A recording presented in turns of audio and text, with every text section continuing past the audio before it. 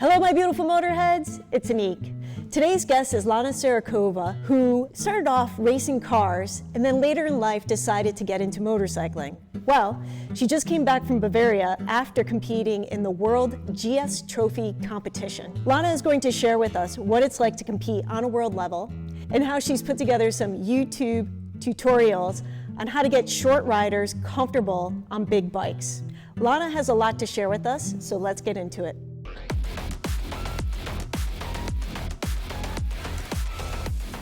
Lana, you just got back from Bavaria.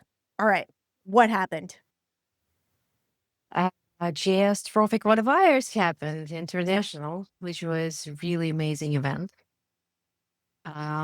We had, can you focus more on Yeah. ladies riders? Because we had, of course, more guide riders and they are amazing riders. But we had 14 total riders in women's team and they split us in two halves, but they mixed international and Europe. So we practically didn't know who is who until we started talking. Let me ask one question about And that. So you said, okay, so the men's and women's were going on at the same time. Everybody went at the same time, but everybody belonged to a team. So men were separate from women, and we were just like in 14 people total. We had 7 and 7 in each team, and we had two marshals. It was Jocelyn and Nikki. I had Jocelyn as my marshal. And they just took us, every team has its own assigned sequence of the challenges. And the marshal takes you from point to point. And once the team is done, you go to the next one. But overall, it was super exciting to see people all over the world, practically flying in, trying. Europeans, some of them actually rode in on their competition bikes. Like I met a guy from Belgium who drove 1,000 miles, whatever, on knobby tires to compete on the bike that he brought. He just used his competition bike to deliver himself there. Most of people, they were rented, and you could rent anything. So what did you end up wished. renting? Well, I went for 1,300 because I have it here home, and that's what I trained. So let's back up, because a lot of people who are watching this or listening to it won't necessarily know what the GS Trophy competition is. So can you give a little bit of context as into like what make of motorcycles, like how it's set up, and exactly like what they ask the riders to do? So GS Trophy is BMW absolutely genius event. They created it, I believe, 2008. Don't quote me on this. I believe so. It was the first one. And the idea is that you need to qualify for the actual competition. So in year one, it's for qualifiers. And if you make the team, then you go to the actual GS Trophy where representatives from those countries who teams are there compete against each other. So it becomes indeed international event.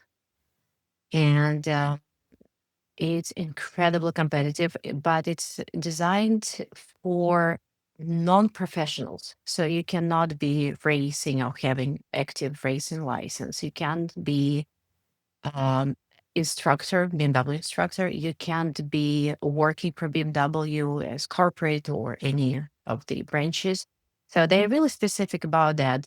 And the idea is that people who actually buy those motorcycles really use them as users, have a place to come and to understand where their skills are.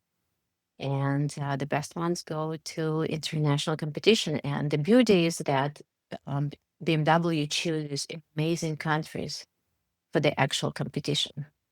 So one year it was in Canada, another year it was South Africa, next year it was Mongolia, New Zealand, Chile, Argentina, Wow.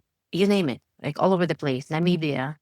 So it is really impressive, and people go a long way for a chance to go and ride there because it's incredibly exciting.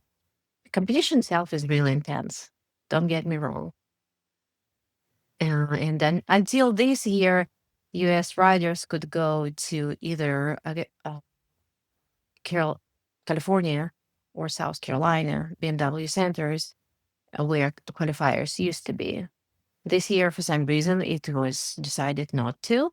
And Germany opened it for international riders who wanted to come to Bavaria to come So there. you had already qualified though in the US, right? I didn't. I participated in qualifier in 2023, 2 years ago, but I didn't make the team. This year, I didn't even Okay. make to the finals.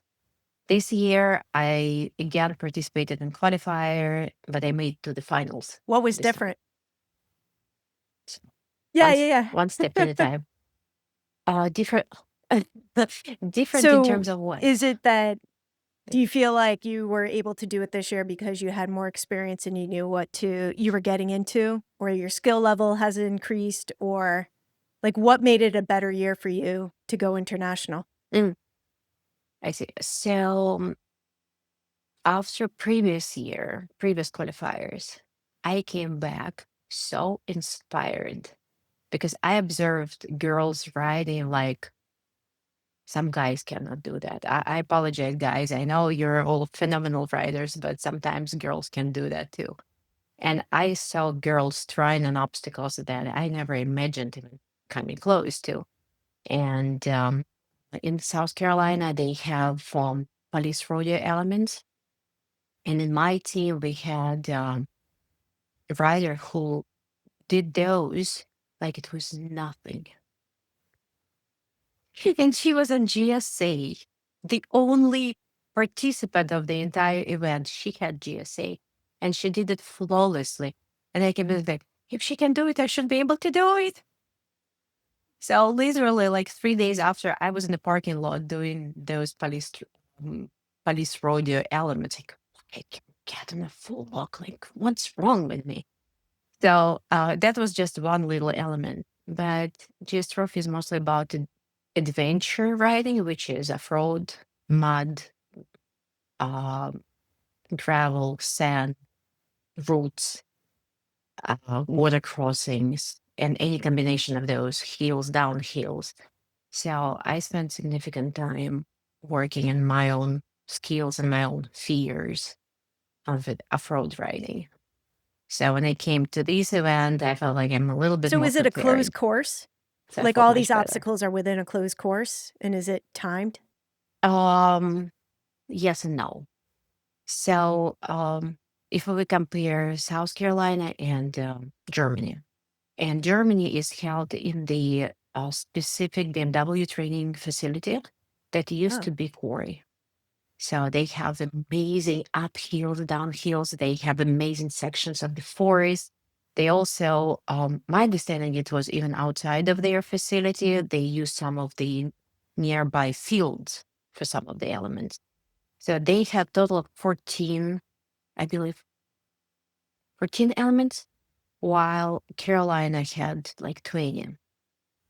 Carolina had shorter elements where it would be just steep uphill and turn. And you have like literally less than 1 yard on the top, and you have to manage the turn. While in Germany, it was more lengthy courses that would combine, say, sand, gravel, uphills, downhills, a single track.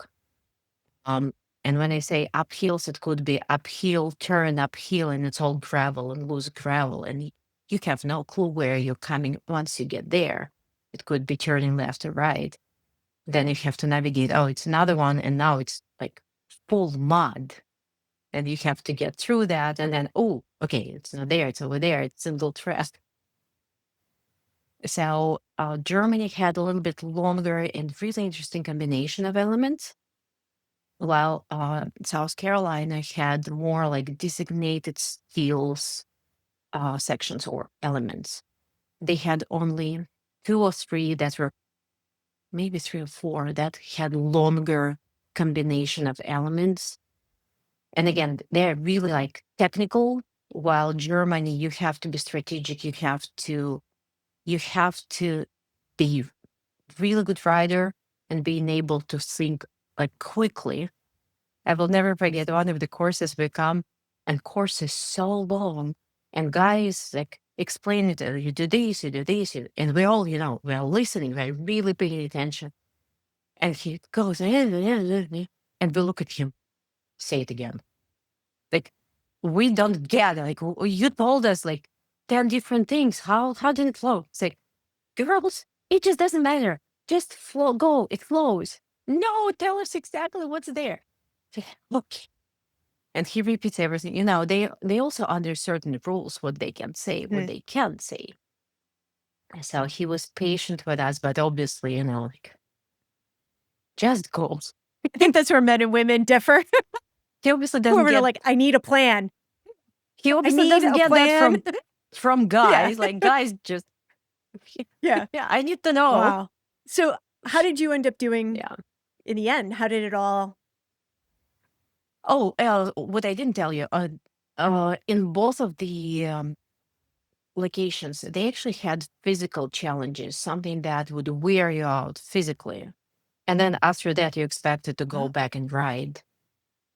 So in Carolina, we had to roll huge tractor tires through the just suspension bridge, then do some other things, carry big buckets of water on the beam, and if you step of it, you do it again.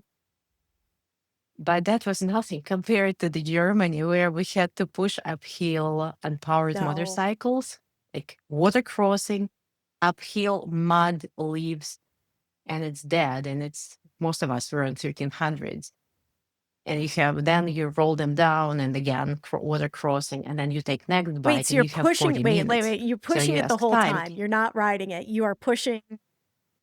No, you can ride downhill, but it's not running, so you're pushing it up. Ride it, right? Okay. All right. Yeah. That's crazy. And I released a short about that. Mighty was able to move 4 bikes completely using that path. And they're trying to trick it from the very beginning. Like, they have a nice table and 5 or 6 items. Like, choose whatever you need to choose to complete this task, but it needs to be back on the table in 40 minutes. And like, you have a shovel, you have a rake, you have a huge rope like this, and like a dozen of strips. So you need to be really quick to decide what you're going to use, have everybody agreed on that, have a strategy, and start doing that. So it's a teamwork and it's timed. So as I said, 7 girls, we were able to move 4 bikes. I thought it's unbelievable.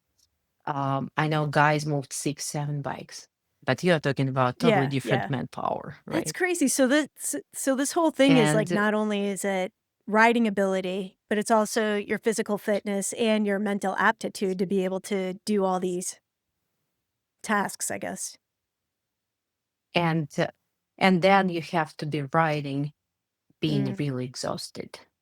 That's where the actual test starts.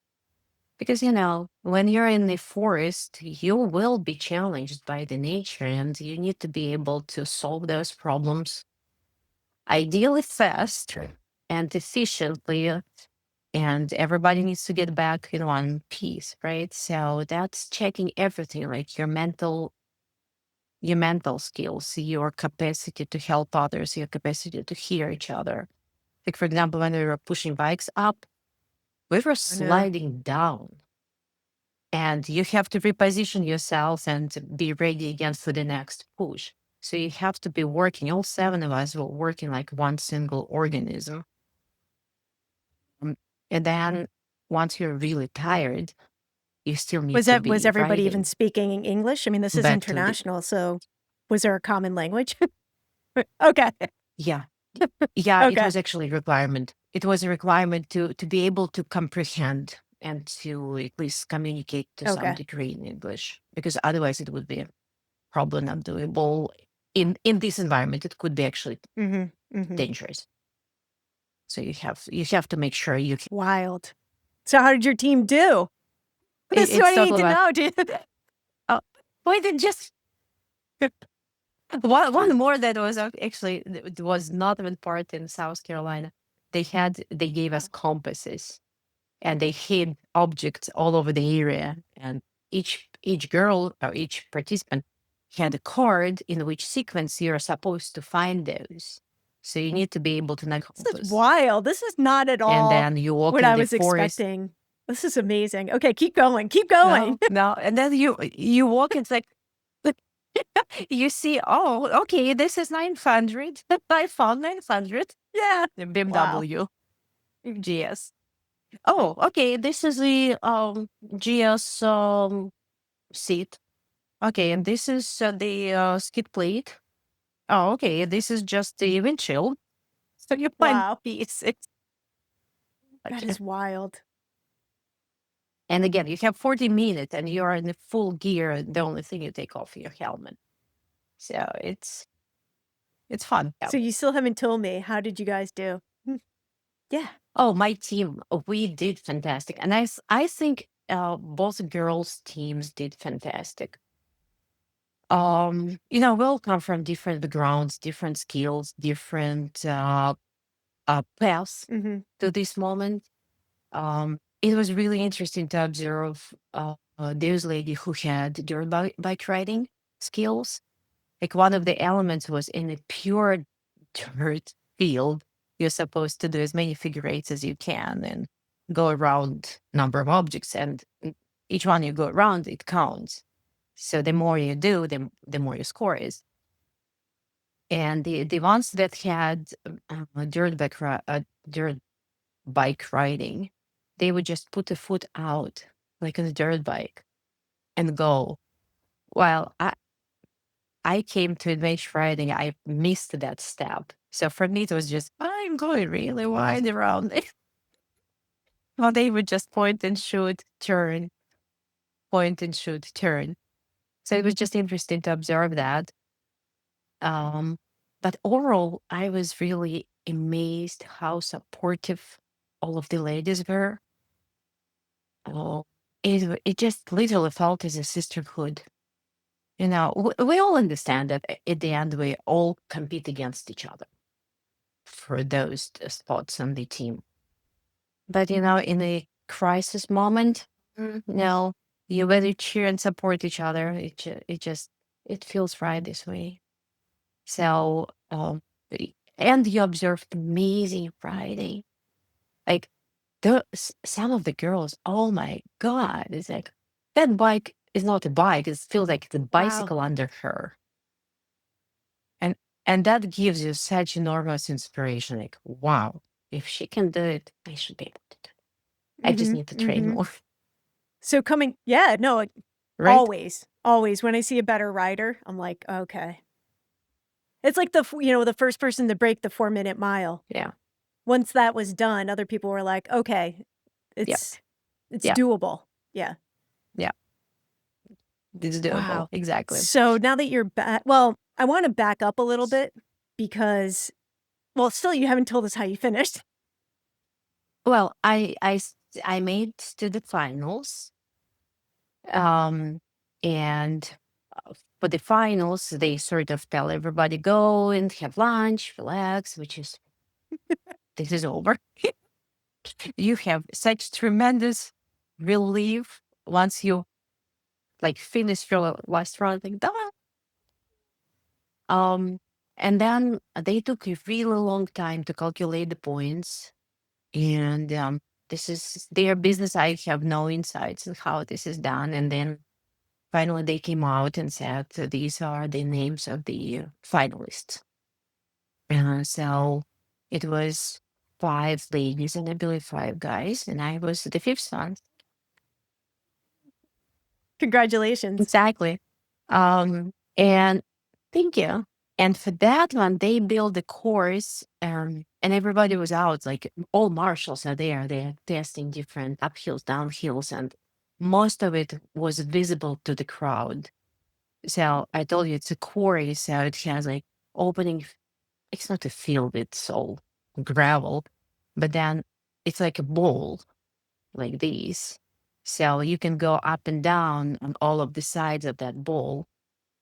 just differs on the height. Like this is a little bit shorter, there's a bigger, the biggest, then that one is the biggest one.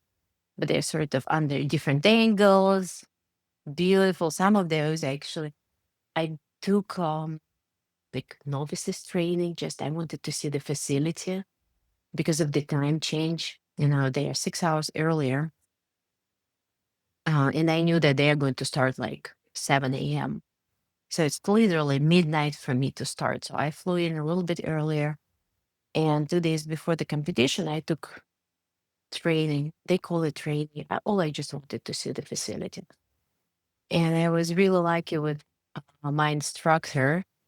He used to be a developer who worked on the suspension parts of BMW motorcycles like his whole life. And after like 30 years being engineer, he said, "You guys are boring. I'm going to be instructor." So he took us all over the place and showed us the beauty of this facility. But some of those downhills you pull up and you can't see where you're going. So it feels like it is Yeah. negative. And he said, just don't look down, just look for it. Okay. So that was Wow. eye-opening. Really, really interesting to see that. But then you see marshals preparing the final course. And some of those lines that they took, I'm like, if I'm a finalist and but we didn't know, no, we didn't know who's going to be finalist, right? But you see them sort of testing it. And I was just standing there. If they asked me to run that specific downhill, I'm going to skip it. Like they still have enough to make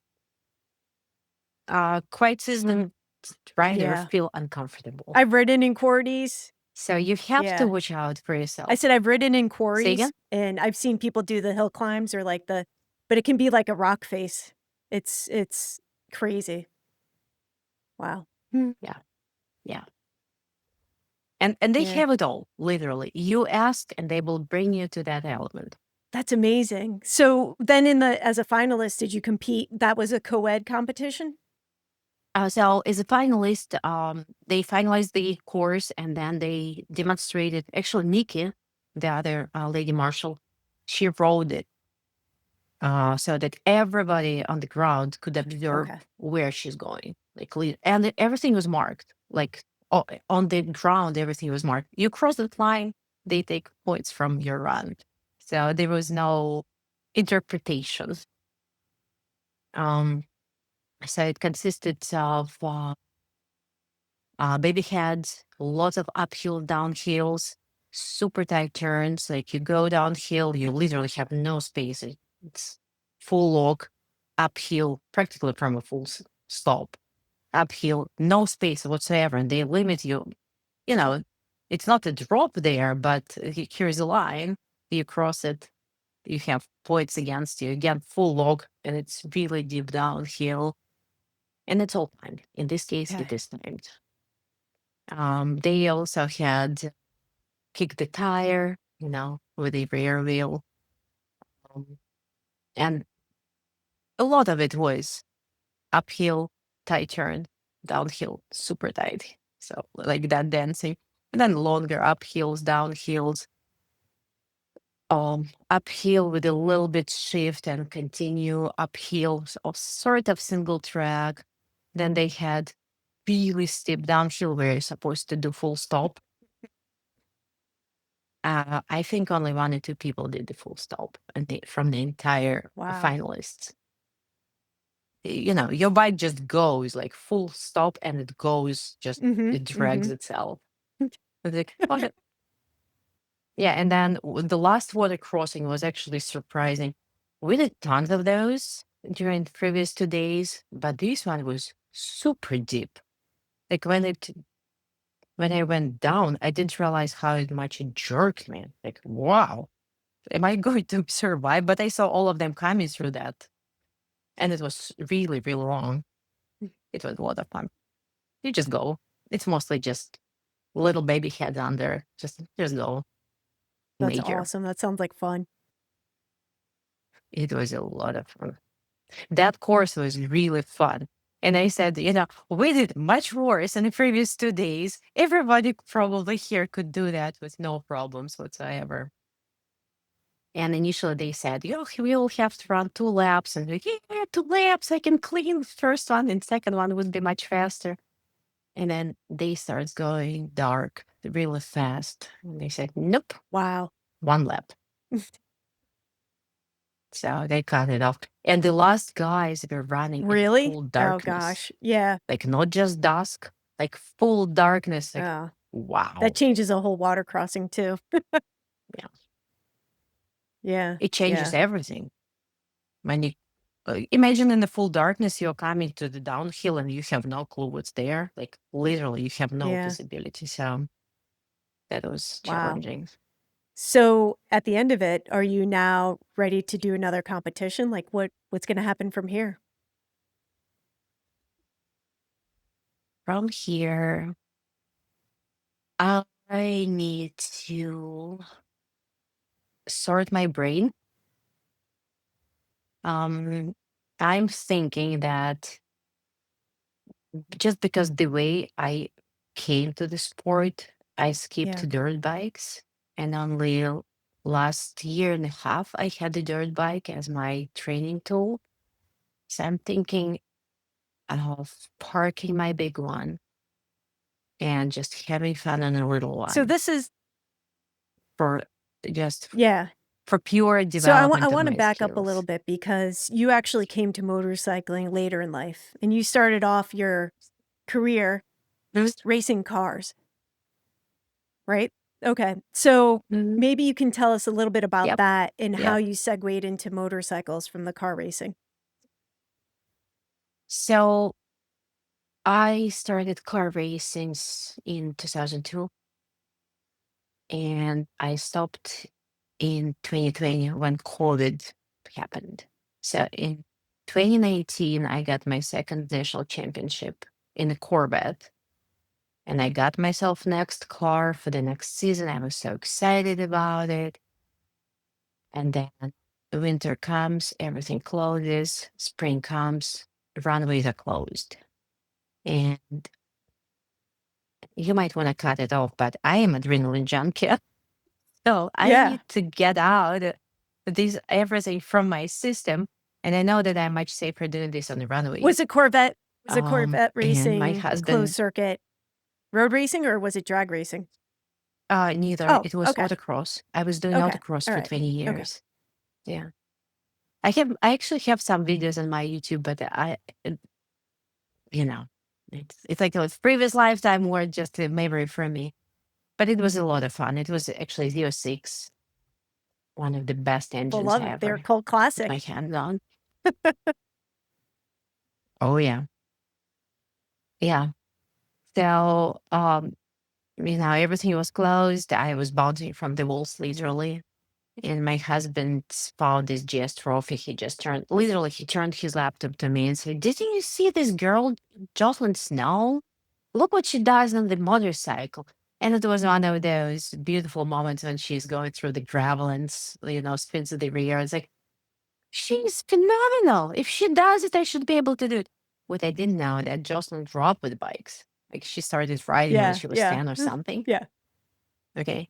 And I was literally 45. And I thought, if she can do it, I should be able to do that. I love that That tells you mentality how because it's like, smart I am, right?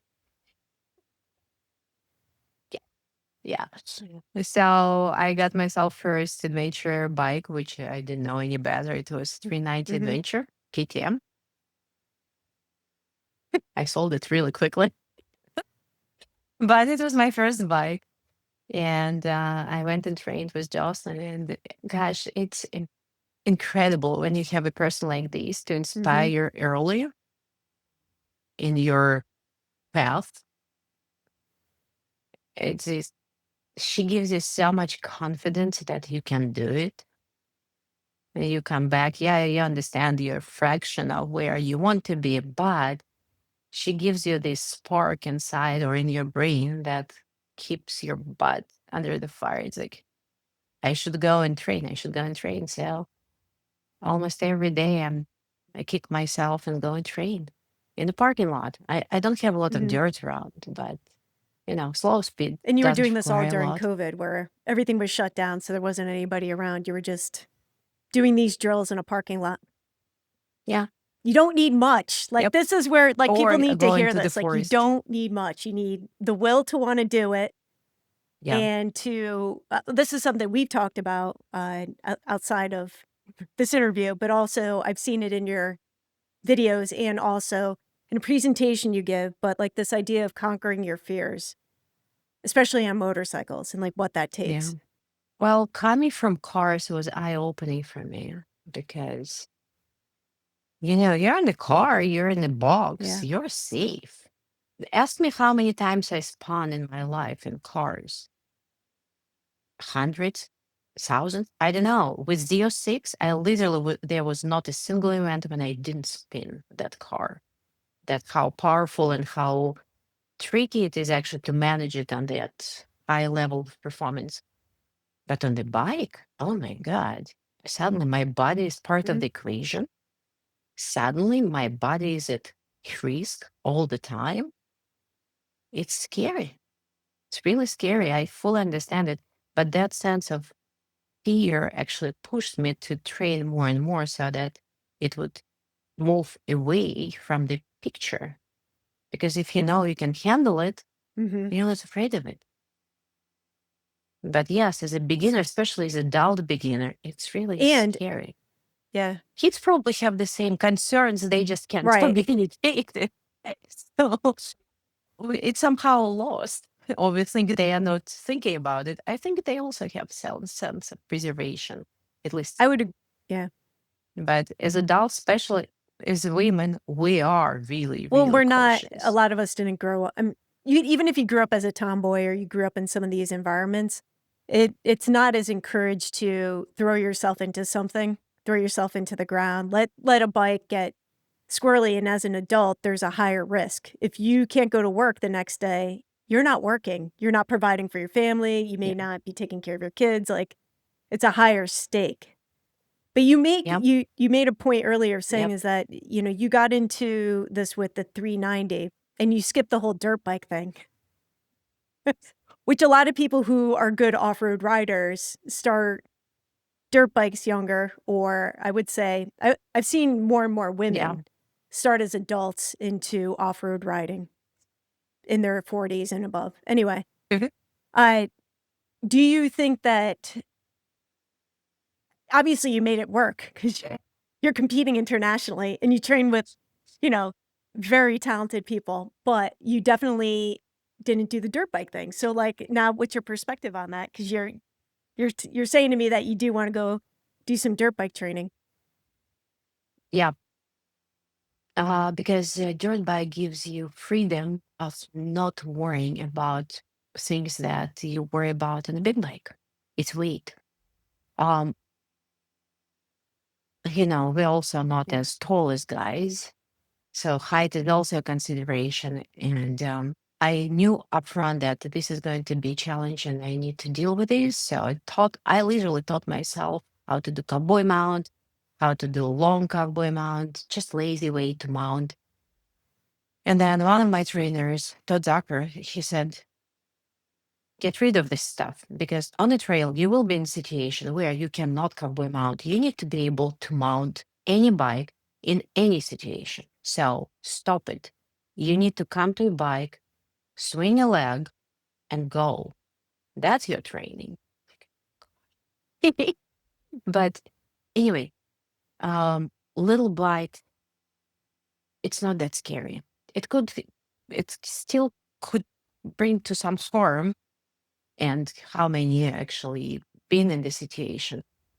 But it removes the weight out of equation, and if you can lower it, even height would not be a challenge. You can also put recluse in it, then even clutch not a challenge.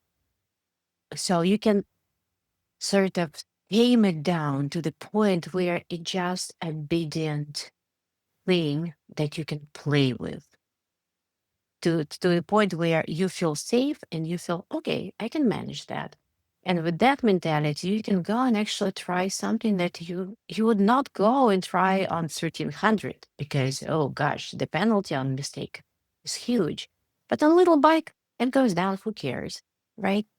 It goes down, I sort of handle it, go back down, turn around, try it again. So it gives you a peace of mind that is so important for riding because ultimately it's all in here. And it took me a while to realize that. I thought, like, I want to do big bike. I really like big bikes, don't get me wrong, because they're so capable.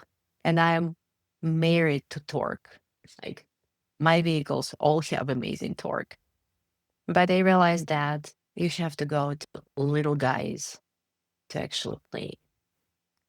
I'll give you an example. I told you I took the 1 day training. It's at that quarry at that site in Germany.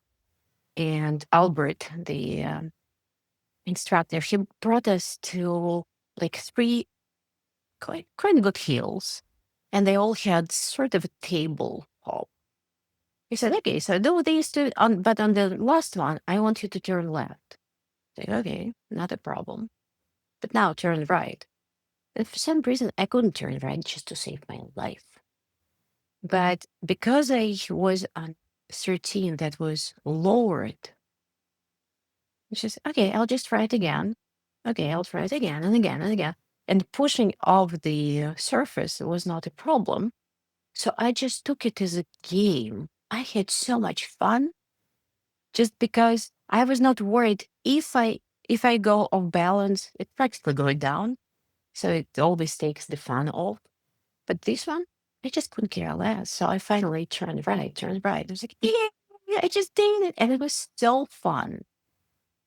So I think I'm at the point where I want to go and just have fun on a little bike. I still have some skills that I need to acquire. Some of that needs to be polished. So I think that's for Love it. me. Yeah. I think it's good for my own development. I think everybody has their own path and should follow their heart when it Well, there's comes to also, it's that. important to make it fun. Like you can get into the racing, you can get into this mentality of Exactly. like, all right, I'm fixated on this goal, but let's have fun. I'll give you two examples. One of the ladies in my team, and I will skip the name, absolutely amazing rider. She's actually from dirt bike background. You just look at her riding, she's phenomenal. But in a competition environment, she starts making mistake and she says, I literally feel like I don't know where controls are on this thing because she's so psyched about it, even though she rides since she was a child. So being in competition could screw your mind completely. And then instead of being phenomenal and making the team, she's struggling with something that she could do in her sleep. So that probably for her, I would say she needs to be more in the competitions so that they would become more mundane, stay for her, not to think too much about it. Another example is a local friend of mine. She just recently bought a Harley and started competing in police rodeos. And, working super hard, like she's so hard at herself and pushing and pushing. And then police rodeo events come and she's so stressed about it. She's so unhappy about, like, I can't there. Oh, I can't figure out this. Like, okay, I am going to go with you because this needs to be fun. If you're stressing out like this, something is off. This should be fun. As long as you keep it as a fun activity and you really enjoy it, you're really looking forward to being in the saddle tomorrow, Yeah. then you will improve. If you use that as a source of stress, you will be torturing yourself forever. Yeah. Why? Why? Like, what's the point? Right? It's a therapy machine. Literally, this is what it is. I came back from Germany. I didn't come to a bike for 3 weeks. I just pulled it out on Saturday. But I got on it. It was like, oh my God, this is how it should be. Oh, I feel good. home again. Good. Yeah. I ask everybody, So it should bring you a smile. I ask everybody this. So how many motorcycles do you own? Yeah, The 13, the GS just do 1300. it. 1300 GS and Okay, 250 so you already KTM have a dirt 250. bike. Okay. I do. I got it like a year and a half ago, but I definitely need more. And now coming back from Germany from that lowered GS, I want even lower dirt bike, no power whatsoever, just so that it would be sheer joy. Because my KTM was never lowered like it's Yeah. standard. On the really challenging trails, it's challenging. It's just height Yeah. management, and I wanted to just take that out of equation. I just I want to have love fun. it. Does this mean you're going to do more trainings? Are you going to take more classes?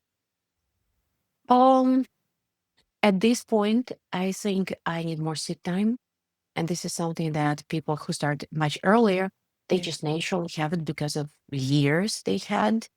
I didn't, so I just need sit time and to build trails, trails that are at my level and maybe 10% more, so that I would challenge myself constantly. Not easy, not too crazy, just that, you need the right delta for Yeah. your development. I want to make a point, make sure that everybody understands this who's either watching or listening, is that you are very disciplined in your practice. So when you're saying it casually like this, most people are probably thinking in their mind like, oh, like every, weekend or other weekend, I'll go do this. But I know that you will actually go out every weekend and do this. So I want to make a point of Yeah. that because in a very short amount of time, you came from not riding to competing internationally, only within 4 years, basically. And that is not a small feat and not to go unrecognized, even though you so casually mention it in your talking.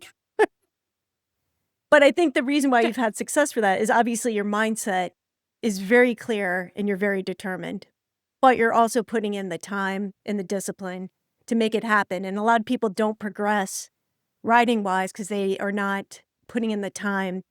They think they are, but it actually takes a lot of time and consistency to get into a higher level of riding.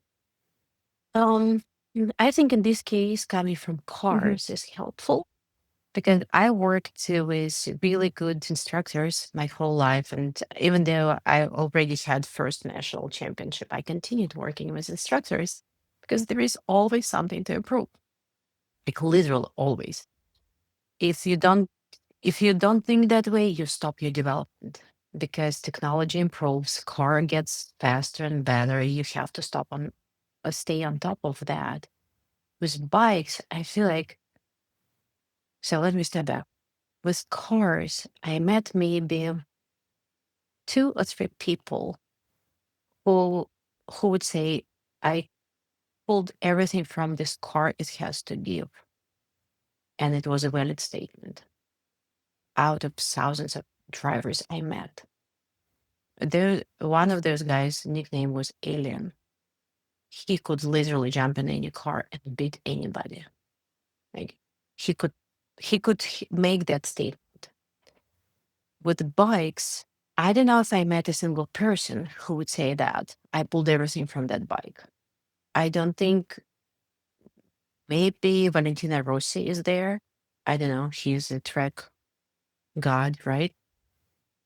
On adventure riding, we don't have this whole well known to get there. Maybe Mr. Birch is there who could say, I pulled everything from this bike. But bike as a technology has so much to give, while riders are so behind in their skills. Um, so getting at least to be a decent rider needs a lot and lot of discipline. And I met a lot of people, and especially through my channel, initially comments were, oh, I'm riding for 30 years. I never needed to do ABC. Like, uh-huh. How many times per year you pull the Yeah. bike out? So number of season not necessarily translate in the development of specific skills.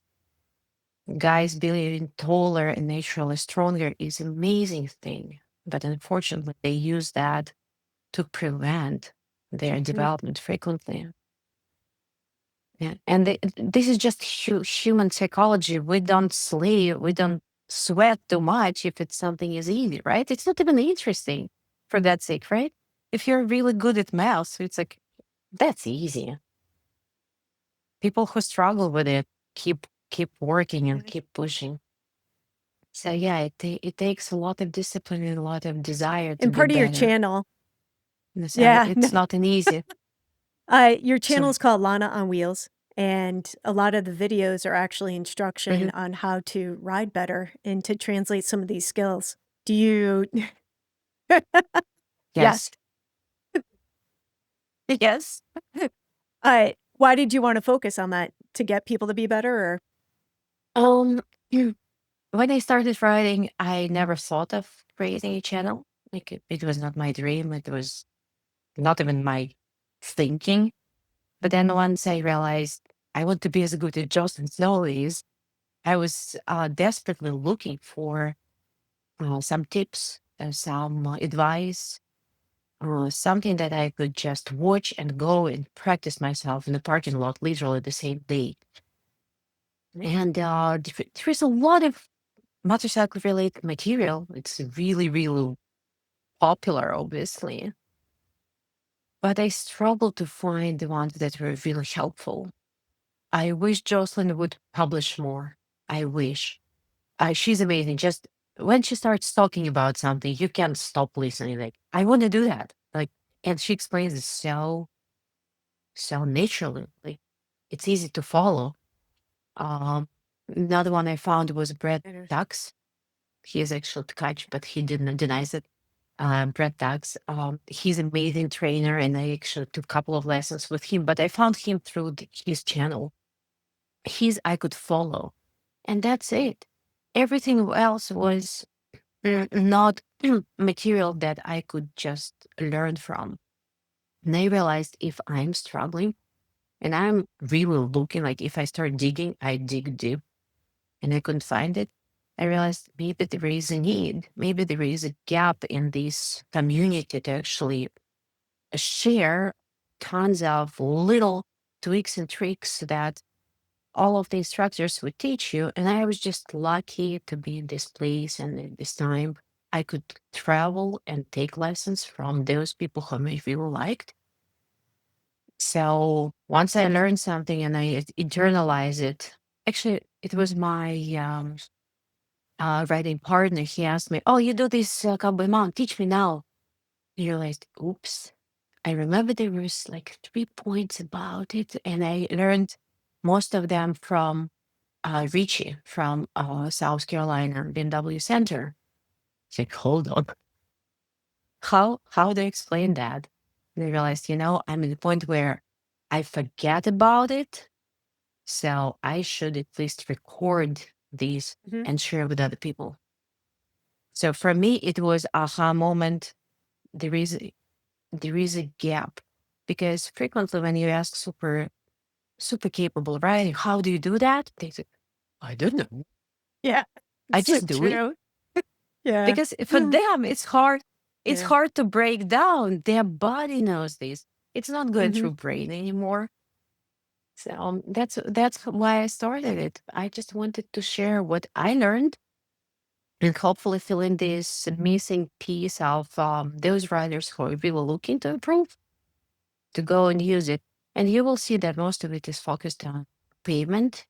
I understand adventure writing is like a little bit not typical still, even though it's amazing. And I was there as well. I remember I had before adventure, I bought F800, not just a regular F800. I was scared to death if I had to take my wheels on the Yeah. gravel section just to turn around. It was so scary. So I understand. Um, So majority of people still are on the pavement, so those exercises are for them, but they're all applicable in a fraud situation. But fraud has many, many more I love scenarios. it. Yeah. You have mud, you have sand, you have gravel, you have third dimension, and each one require unique technique, unique approach. You literally start working with the bike as one. It's a different universe. And then you turn off the engine and it's silent. And you're alone. You just listen to birds. Maybe you'll see some unique animals. You never know what you're going to find. Beautiful way to live. Nature and bikes. It's breathtaking. Yep, I come back from those trips like, oh my God, that was amazing day. I'm so happy. So what are you going to do next? What's the next step? Well, lots of training. I don't know if I mentioned to you, I'm also a No. BDR ambassador. That's great. Yeah. I am. Yeah. It was actually sort of started Oh, with excellent. Victoria. W- I met Victoria in New York in one of the BDRs. It was actually I was there on my first adventure motorcycle with the same riding buddy with me, and we parked like at 11 p.m.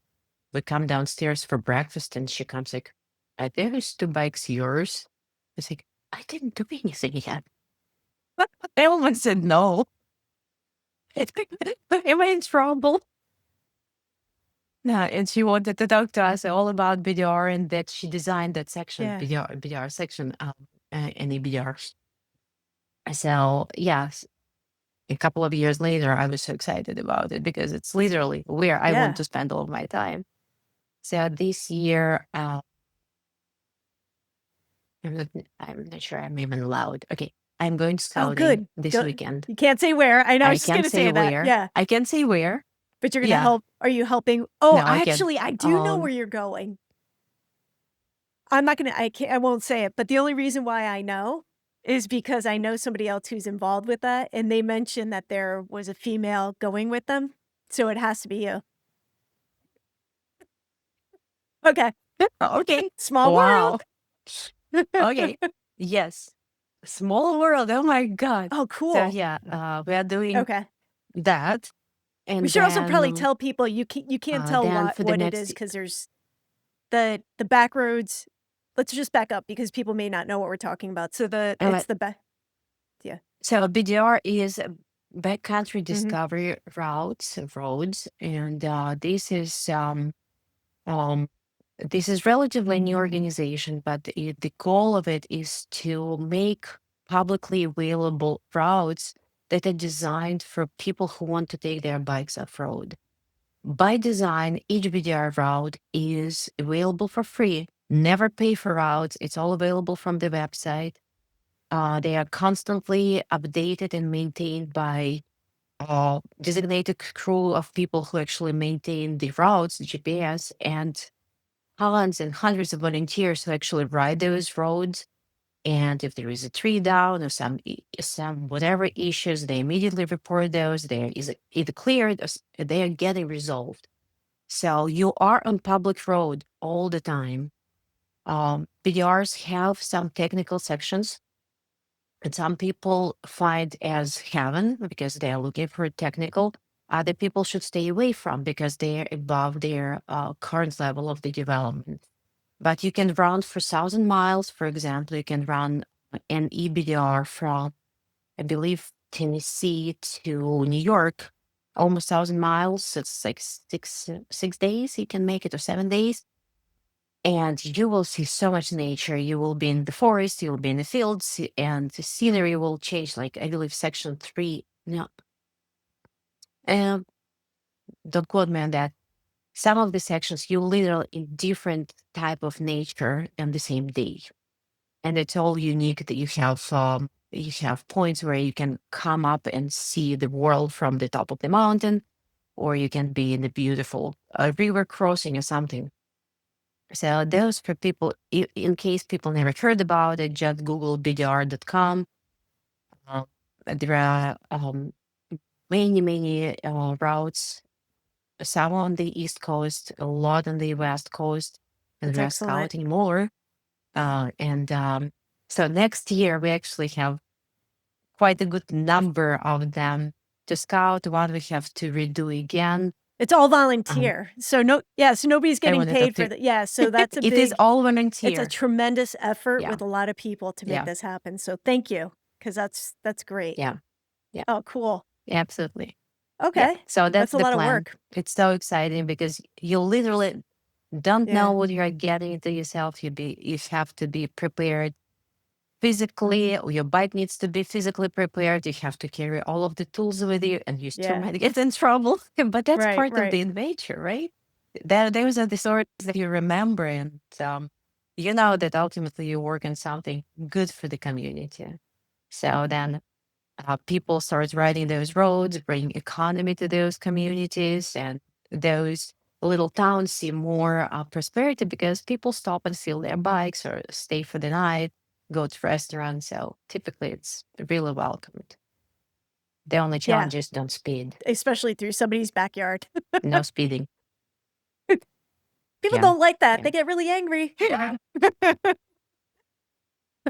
Justified. Well, this is true. You know, those Yeah. could be public roads, but nobody prevents them frequently just to put a gate. And then it's whole investigation to understand whether it's legal, not legal. Some gates you can open, some you can't. So it's much better just to behave and appreciate it, and maybe sometimes even stop and talk to them. They Yeah. actually like it. When you stop, you talk like where you came from. Like you might came 2,000 miles away just to see this part of the country, and they love to share it. So that builds completely different perception of adventure riders as a community versus a bunch of hooligans who just, tear the dirt Yeah. in your backyard. Exactly. So this is Well, I think super that's exciting. it's great. I don't really have anything else to say about it except to say thank you for doing that, because it's so appreciated. So, Yeah, Lana, I absolutely. just want to say thank you so much for joining me today. And I can't wait to ride together again. We rode together by Thank you. accident, and that was super fun. Absolutely. So next time, let's make it more planned. I thank you so much for having me, and I'm sorry I gave you my sweep responsibilities No, that's on the right. last run. No, the only worst You were part my about it was I sweep. had to wear that dumb vest. You were my Yeah, I know. Well, it's okay. It's okay. That's another amazing event that they put Yeah. together, and I hope next year it will Agree. be even more fun. Because New England really benefits from Yeah. this kind And of that event, was the dirt days. and So that's where it we helps. met. Yeah, I met cool people Thank there you. this year. Yes, So a lot of cool people. Make sure to bring another cool bike, exactly. We'll see what I get next year, or next year. though. Just make sure it's a True. novice. It may be a little bit smaller, so maybe I'll be on a dirt bike too. We'll see. Much smaller dual sport. Yeah, that should be fun. So, all right, cool, Lana. I will see you out on the roads, and good luck with everything. Thank you so much. And to everybody else, ride smart. Ciao.